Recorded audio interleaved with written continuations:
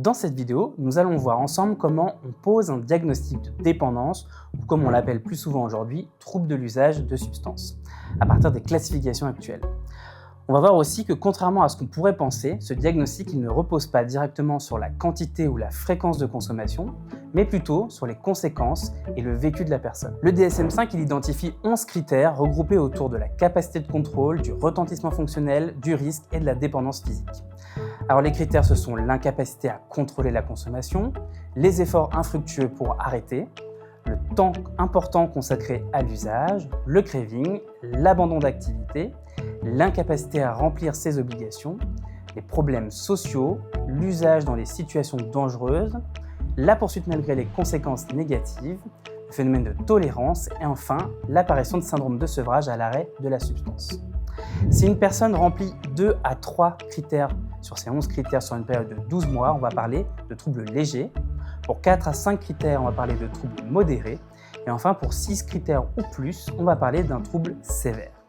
La CIM 11, qui est une classification française, elle va adopter une approche un peu différente. Elle va proposer une gradation progressive des usages, depuis le non-usage jusqu'à l'usage à faible risque, puis à risque et enfin aux troubles dus à la consommation ou au comportement.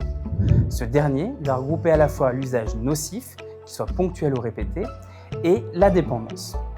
Il va se caractériser par une perte de contrôle, une priorité donnée à la substance ou au comportement, et à la poursuite de l'usage malgré des conséquences négatives importantes. Dans ces deux modèles, l'idée centrale, c'est que le trouble ne se définit ni par la fréquence, ni par le volume de consommation, mais bien par son impact sur la vie de la personne et sur sa capacité à reprendre le contrôle.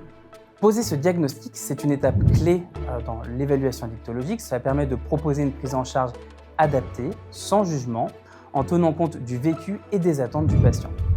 Bien sûr, au-delà du diagnostic, un bilan plus large de la dépendance est indispensable, à évaluer notamment les complications, et doit explorer tous les éléments associés. On va regarder notamment les comorbidités psychiatriques, comme les troubles anxieux, les troubles dépressifs, les troubles du sommeil ou les troubles de la personnalité, les facteurs de vulnérabilité, comme un passé traumatique, une situation de précarité ou un isolement social important, et puis le contexte somatique, l'état nutritionnel, les pathologies hépatiques, cardiovasculaires ou infectieuses, notamment le VIH ou les hépatites.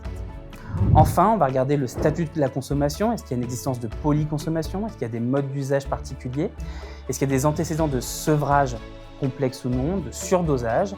Et enfin, est-ce que le patient a des soucis au moment de la prise en charge? Tout cela va nous permettre de mieux adapter les soins, d'évaluer le niveau de risque et d'engager le patient dans un parcours de soins personnalisé et adapté.